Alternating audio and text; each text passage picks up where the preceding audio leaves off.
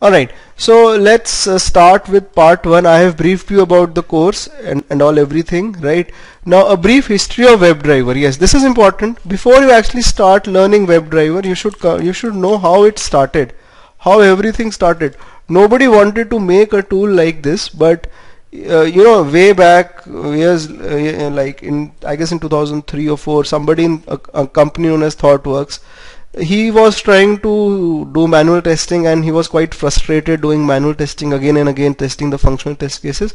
So those guys and that team, they came up with the concept of automation. They wanted to build an open source tool which could automate their websites. So they came up with something known as Selenium RC, and it became instant hit in the market, right? I'll answer your question sometime, just be with me, Jaina, right? So Selenium RC came into the market, and along with that something known as Selenium IDE also came up, okay, and along with that GRID also came up, okay, right? I'll start with IDE. IDE is something which only works in Mozilla. It is primarily a record and run tool. You can record your application in IDE and run it, and the testing is carried out that way. Okay, so IDE is something which only works on Mozilla. It is a record and run tool, okay, and it generates no reports, nothing. Okay, it's not a good tool. If you have a small website of 3-4 pages and you just want to test it, you can do it. But if you have an enterprise application which has to be tested in all the browsers and all data has to be read from the Excel files and all, then don't use IDE. Okay, in that case we used to use Selenium RC, which could test on multiple browsers. But the issue is that the tester has to learn a programming language such as Java or C# or Python and other languages like Ruby, Perl, PHP. RC was available in various programming languages. You had to use any one of the languages. It doesn't mean that if your website is made in say C#, then you have to use Selenium RC with C#. No, you can use any language. Okay, right? And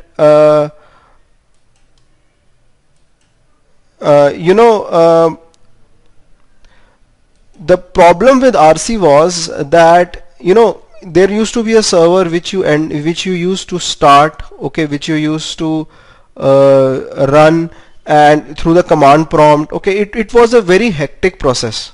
Okay, along with that, the many major features which I cannot talk about right now were not there in Selenium RC. Okay, right? So there were drawbacks. Okay, that is why people came up hold on, with the concept of Selenium WebDriver, which everybody would be hearing right now. Okay, WebDriver. It is also known as Selenium 2.0.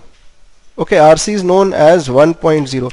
The concept is same. WebDriver can also test in multiple browsers, but the way WebDriver works and the kind of features WebDriver it gives us, those features are far better than RC. Now it doesn't mean that you have to learn RC first and then WebDriver. No, both are completely different. It is like they are completely different tools, as different as QTP and Selenium. Okay, people who have worked on RC, when they look at WebDriver code, they are not able to understand, and people who have worked on WebDriver, when they look at RC, they are not able to understand. Okay, right? And GRID. What does GRID do? In GRID we run the test cases parallelly. Okay, we have a central hub, with which nodes are connected. Nodes are different machines, and you can distribute your test cases on different machines and run your test cases quickly. Okay, reduce the execution time. Right? Over a period of time, GRID has evolved over to GRID 2, which also supports WebDriver. Okay, now in this course I'll be talking about WebDriver and GRID and frameworks. I'll not talk about RC and IDE. IDE, you can, if you want to learn, you can learn from the videos as well, and RC is something which you can again learn from the videos. Okay, right? Now going forward, Right, going forward, let us look at the official website of Selenium. Fine, the official website of Selenium is seleniumhq.org. This is the official website of Selenium. Okay, and the first line says that Selenium automates the browser, so that is very important. Okay, and Selenium only automates web-based applications. It is not for desktop-based applications. As far as mobile is concerned, web-based applications on mobile and as well as mobile apps, they cannot be automated with Selenium. For that we have another tool known as Appium, right, which automates. Appium is built on top of Selenium. You need to learn Selenium first and then you need to learn Appium. Okay, so this is a brief about the course, a brief about the tool, how it evolved a period of time. Right, now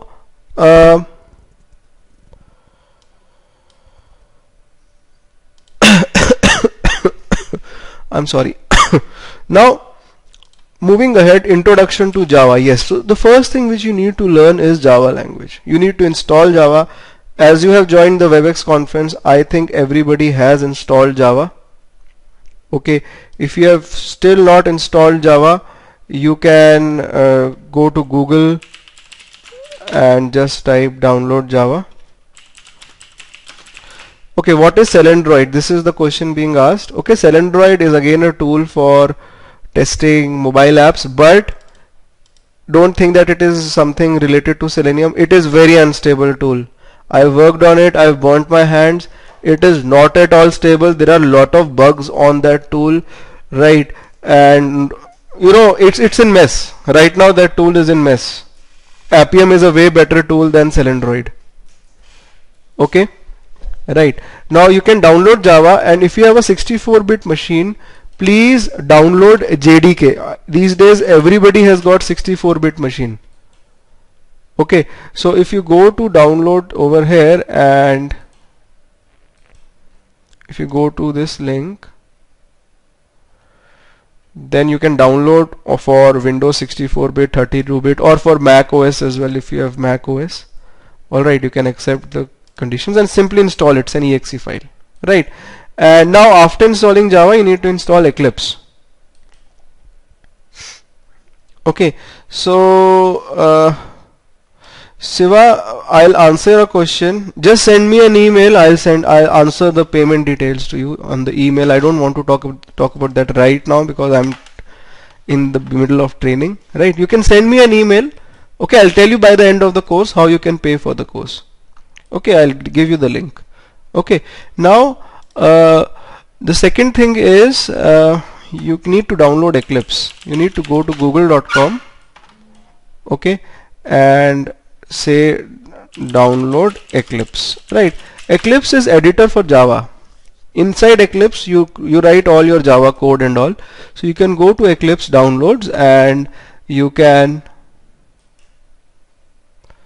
you can download Eclipse from here based on your operating system, whether it is 32-bit or 64-bit OS. Download Eclipse IDE for Java EE developers, for Java developers or Java EE developers, whatever you want, you can download it, right? And when you download Eclipse, Eclipse downloads as a bundle, right? For example, on my machine,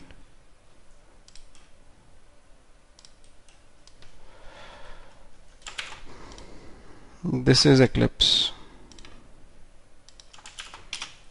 It's lying over here. When you extract the zip file, you'll get all these things. You'll get eclipse.exe. You don't have to install it, you just start it. Double click on Eclipse. Hold on, yeah, and it will start. Okay, you will get a window like this where it will ask you the path. This is the path of the workspace. Okay, the place where you will be storing all the projects and all everything. Okay, so you can write over here. I'll just write over here March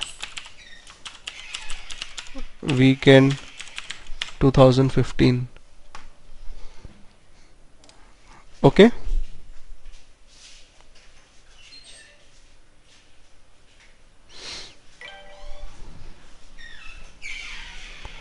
hold on.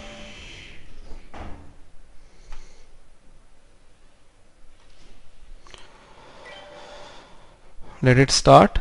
Right, so inside Eclipse we'll be storing all the code and all everything.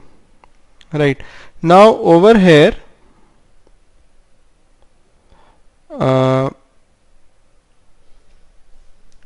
let me maximize it, I'll close it.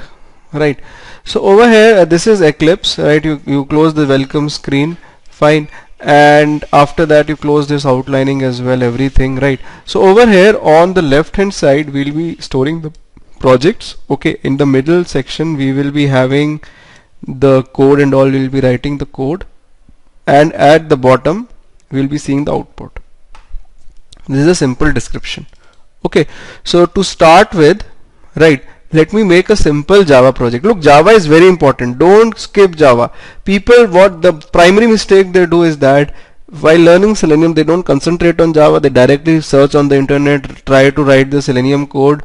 Okay, Java is the, it is the, you can say the backbone for Selenium. If you go to the official website of Selenium and if you click on the download link over here, right, you will have the Java doc link over here. This is the official Java documentation for Selenium. Okay, right, so so the thing is, if you click on this link, fine, it will take you to this documentation of Selenium. This documentation is completely object oriented. Fine, it is completely object oriented. You need to understand the object oriented concepts of Java to understand Selenium. Okay, so don't try to skip Java, and that's why this first lecture might look very simple to you. Okay, I am giving you these topics, some of these topics, but as we proceed we will have lot of other things also coming up. Fine. Okay, so let's start. I'll create a new project. You can right click on this white space on the left hand panel under Project Explorer and click on new project. Okay, from this you can scroll down and select Java and Java project. Okay, for many of you this would be very simple, but it is very essential for me to cover it because there are people from all the backgrounds. Alright, so day 1 is the name of the project which I have created. Fine, and hold on.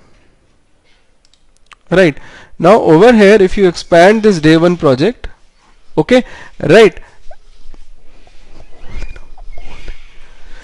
and if you look at it, there will be a source folder. Okay, there will be a source folder over here, and there will be something known as JRE system library. Okay, JRE system library is nothing but Java which was installed on your system. Okay, source folder is actually you can say inside it we'll be storing all the Java code. Okay, if you right click on this project you will see lot of options. Okay, we'll be looking at these options. Fine, the most important option is properties.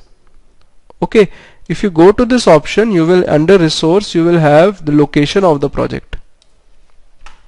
Alright, it is located under the workspace which we had created March weekend 2015.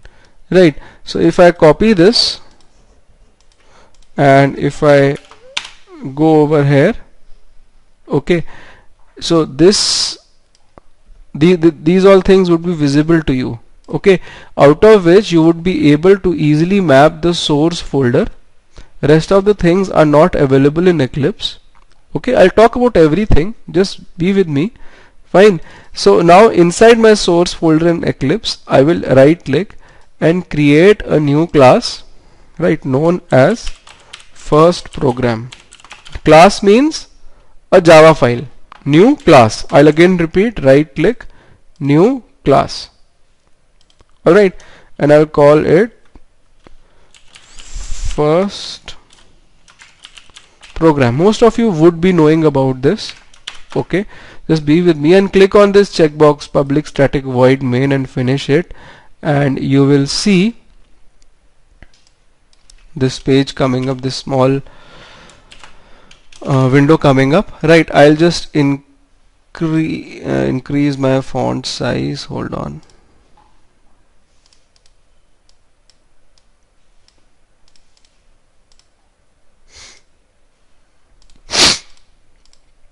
I'm sorry, yeah. So this is the first program, public class. First program is made. Hold on, I'll just rename. Alright. Look, the name of the class, first of all, which is created, should be same as the name of the Java file in Eclipse. If I keep it different, Eclipse will automatically throw an error. The red line means error. If you move your mouse over it, it will tell you two fixes.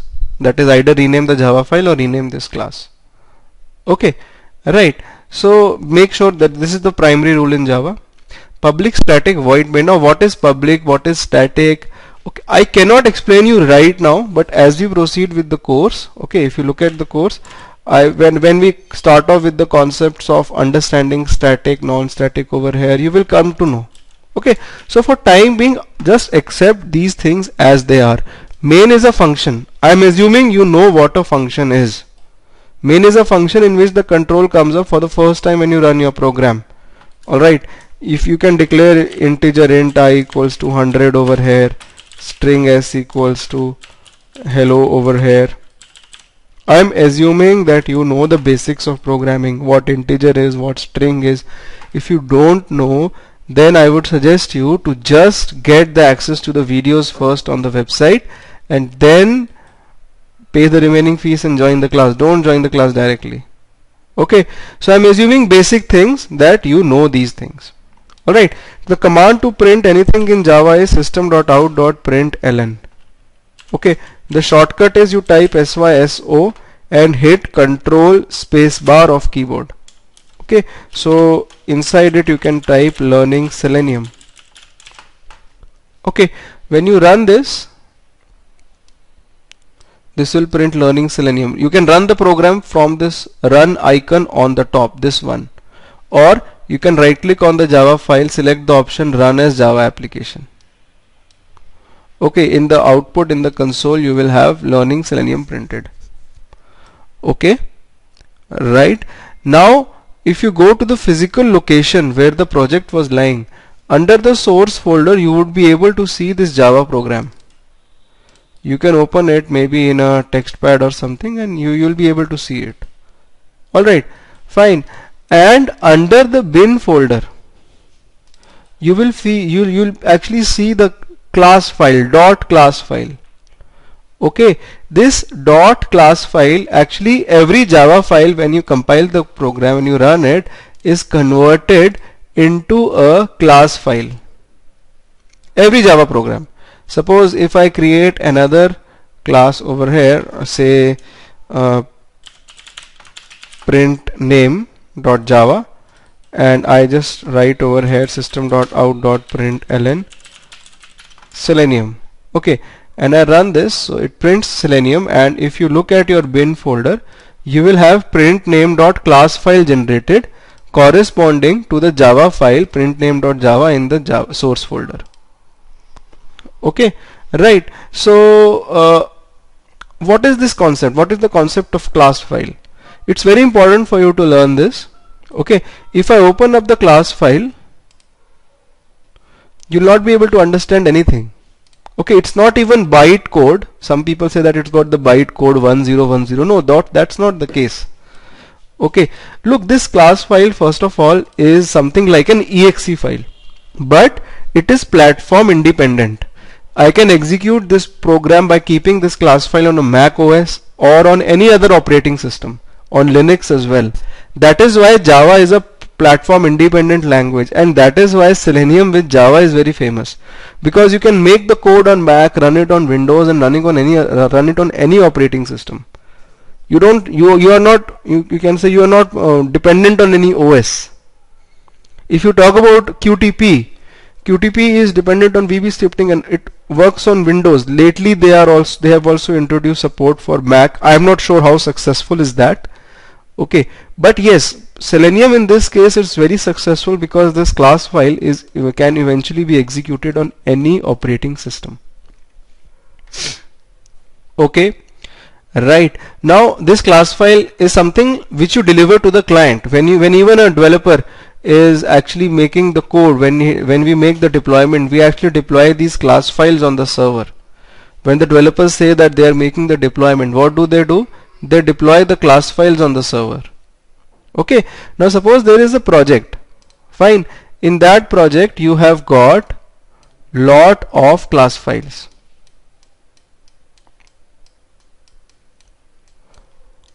Okay, right, and you have to deliver all the class files to the client. Fine.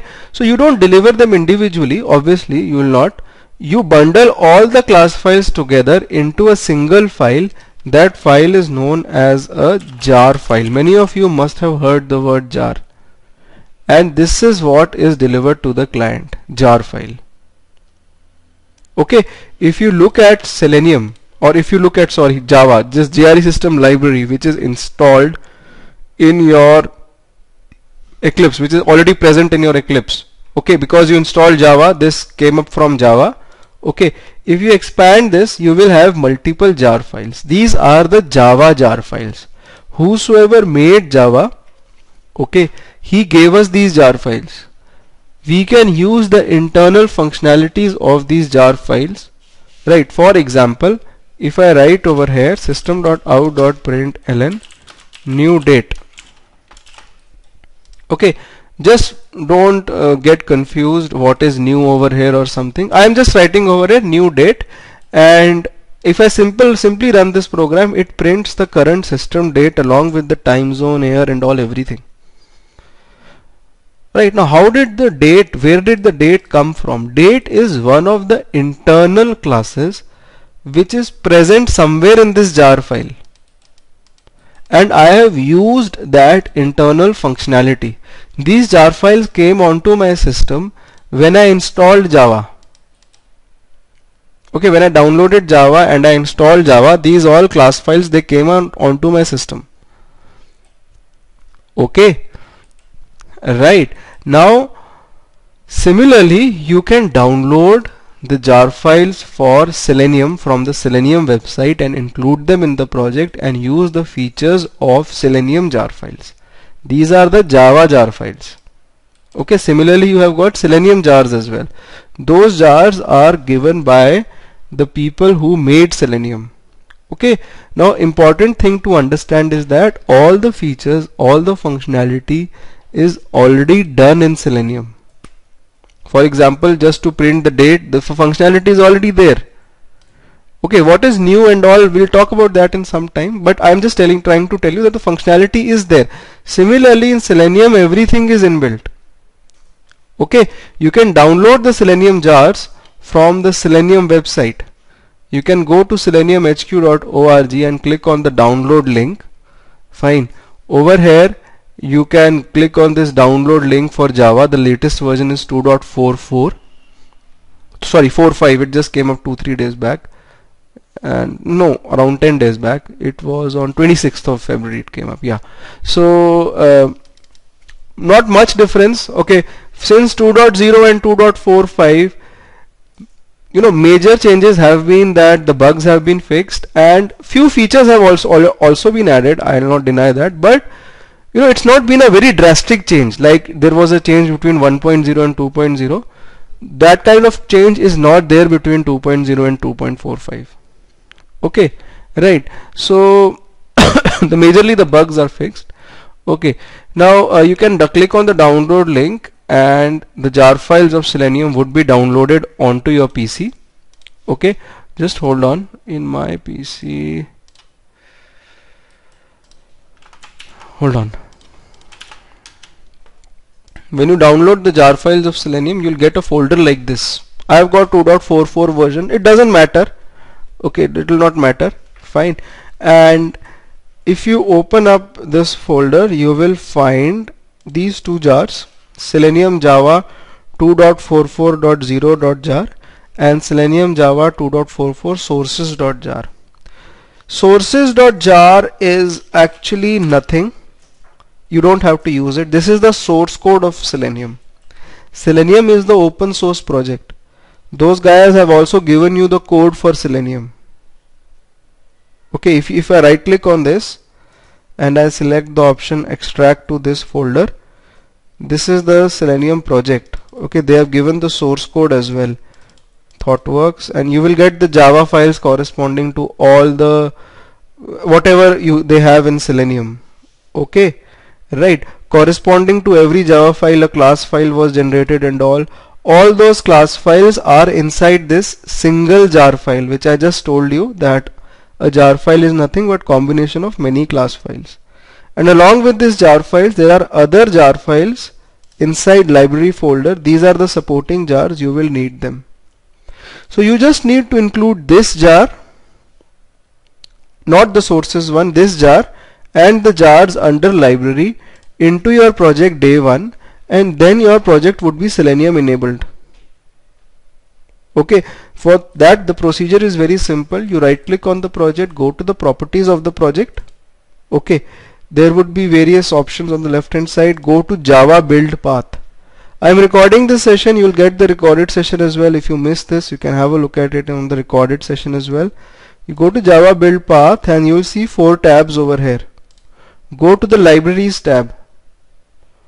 Okay, go to the libraries tab, click on add external jars and include this jar file, Selenium Java jar file, and along with that include the other jars from the library as well. Okay, so as soon as you do, you will have the reference library section. Inside it you will see all the jars coming up. These are the jars for Selenium. Okay, right? If you don't see this reference library section, you can move to Java perspective in Eclipse. You can click on this small icon, this small icon over here, this one, and move to Java perspective inside Eclipse.